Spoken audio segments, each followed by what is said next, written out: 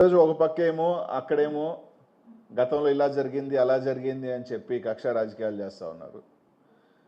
గతంలో నేను 2 వారాల క్రితం నెల్లూరులో ఒక ప్రెస్ మీట్ పెట్టి ముఖ్యంగా నెల్లూరు జిల్లాలో మైనింగ్ సంబంధించి ఎంతమంది ఇబ్బంది పడుతున్నారు, బేసిక్గా ఎన్ని వేల మంది ఉపాధి కోల్పోయారు, ఎన్ని వేల కుటుంబాలు రోడ్ల మీద పడిపోయినాయి, ఎవరి ఆశ వల్ల ఎవరి దురాశ వల్ల ఇదంతా జరుగుతుంది అనేది అదే మా నాయకుల మీదకి వచ్చే తలకే సంబంధం లేని ఒక కేసు పెట్టారు. ఈ విధంగా చేస్తున్న వాళ్ళ మీద మీరు ఎందుకు కేసులు పెట్టకూడదు అని చెప్పి మాట్లాడటం జరిగింది.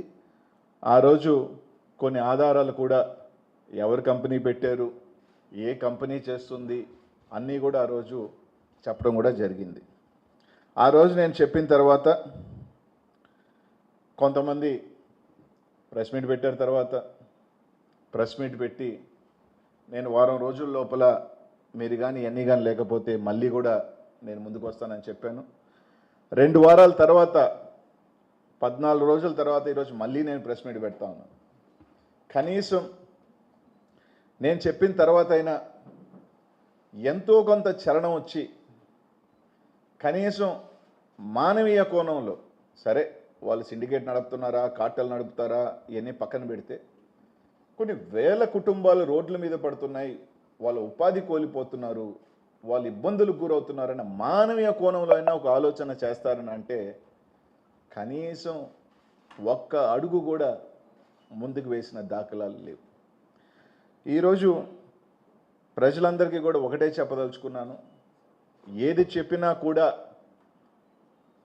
ఆధారాలతో, మొన్న చెప్పిన ఆధారాలు ఈరోజు చూపించినా కూడా మొన్న చెప్పిన దానికి ఎక్కడా కూడా స్పష్టమైన వివరణ అయితే రాలా.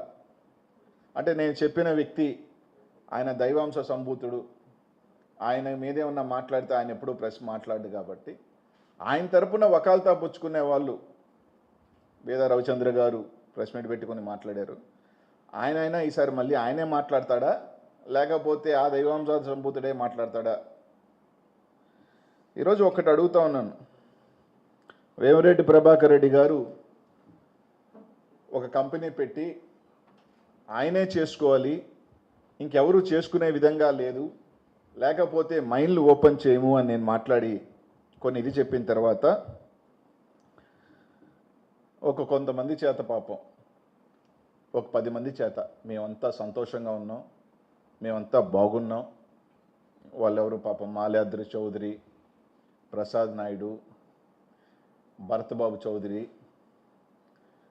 ఇంకొక కిషోర్ చౌదరి, వీళ్ళందరి చేత ప్రెస్ మీట్ పెట్టి చెప్పారు. సరే వాళ్ళ గురించి కూడా నేను చెప్పగలను అనుకో లైట్గా. వాళ్ళ విధంగా ఆ భరత్బాబు అనే ఆయనకి దాదాపు ఆయన మైన్ ఓపెన్ చేశారు, ఆయనకు 10 కోట్లు ఫైన్ ఉంది.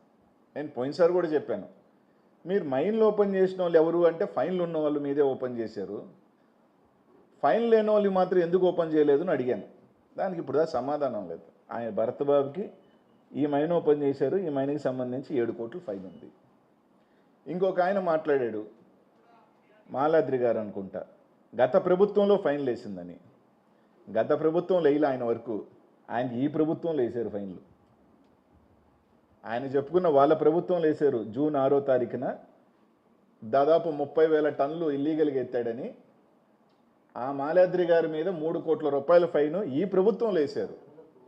ఆయన మైండ్లో ఓపెన్ చేశారు.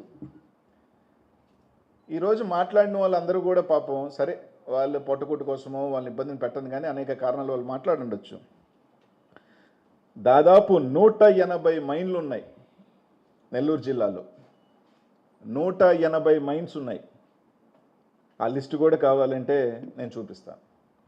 180 మైన్స్ ఉంటే ఓపెన్ అయిన ఎన్ని మైన్స్? కేవలం 25 నుంచి 30 మైన్లు. ఆ 25-30 మైన్లో కూడా ముగ్గురియే 15 మైన్లు.